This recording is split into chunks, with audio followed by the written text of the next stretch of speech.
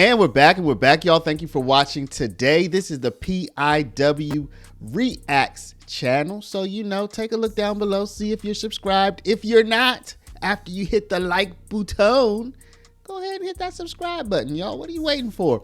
Now, y'all, today we're going to take a look at a very interesting and kind of crazy story out of Minnesota where a guy who has age dysphoria. Do y'all remember way back in the before days, like when I was growing up in the 80s and 90s? Maybe you were growing up in the 60s, 70s, or like me, 80s and 90s.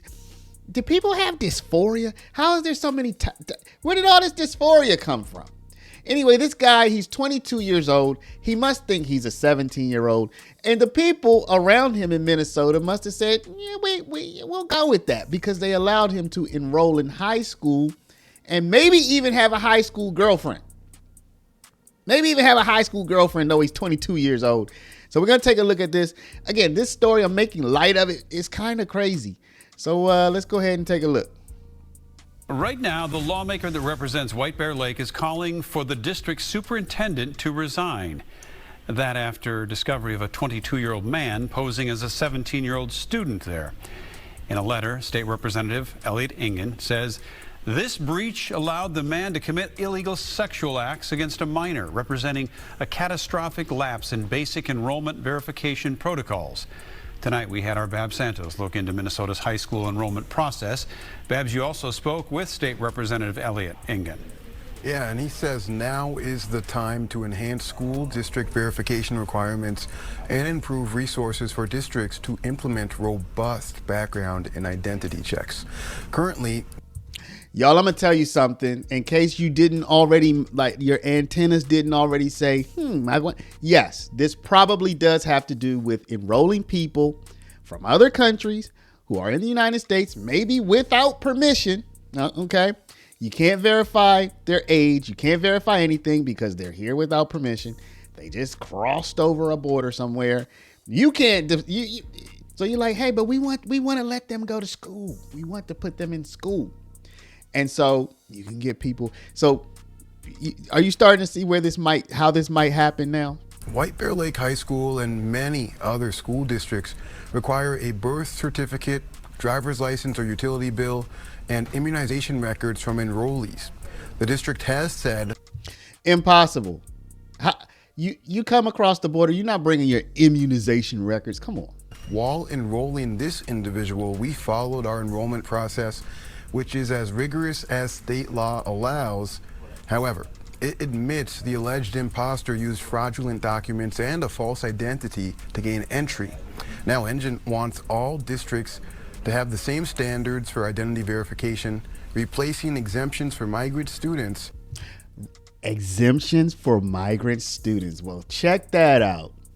And he's already having conversations about possible legislation with a handful of his colleagues. I think that this is White Bear Lake potentially trying to save face and shield themselves from a lawsuit, because if they had done everything right, I doubt that this would have happened, because it doesn't seem to be happening anywhere else.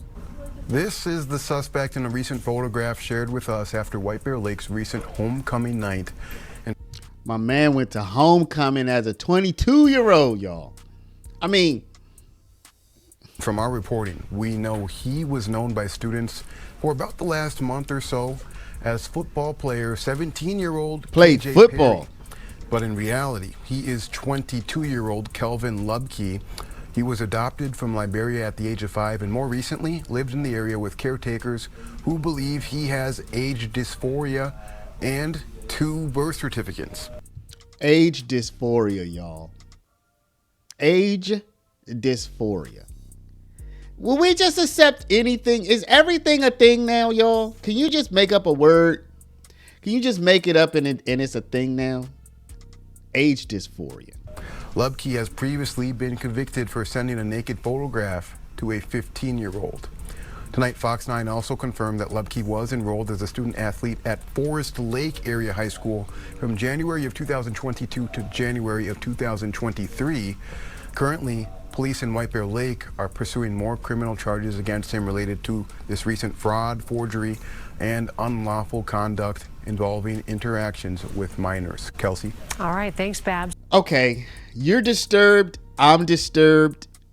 Obviously, this person has some psychological problems. And just like I said with the case of Dr. Ian Roberts, not doctor. Why am I calling him Dr. Ian Roberts? Ian Roberts from Guyana, who was the superintendent of the Des Moines school system. I keep calling him doctor, even though they found his doctorate he didn't complete his doctorate. We can blame the person, but people gonna try to do what people gonna try to do, right? So you can blame the person. Of course, this is a 22-year-old man we're talking about. He's responsible. Whatever kind of criminal charges or whatever type of penalty he has to pay, he gonna pay, okay? But how did the system allow this to happen? He already had a past where he had done things with people underage. And now they're allowing him to go to school. But as you saw there, the key was exceptions for, I'm not saying that necessarily is going to be the reason why he was able to enroll. But when you make those type of exceptions, you set I don't want to say a precedent necessarily, but you allow for exceptions to be made, right? Now, sometimes you do need to make exceptions for one person. There were a lot of fires in that neighborhood. Your birth certificate got burnt up. We know that there were fires. We can verify you lived there. You don't have your birth certificate. Okay, we'll make an exception. While your birth certificate is being requested, you can go to school for 2 or 3 weeks. Okay, that's an exception. But when you make exceptions for large numbers of people, now you're just setting a standard of exceptions. And so no, you don't have any rules anymore. Anyway, y'all, let me know what y'all think about this. Let me know what should happen to him and what should happen to the school system. He abused somebody. So, what's going to happen? What do you think should happen?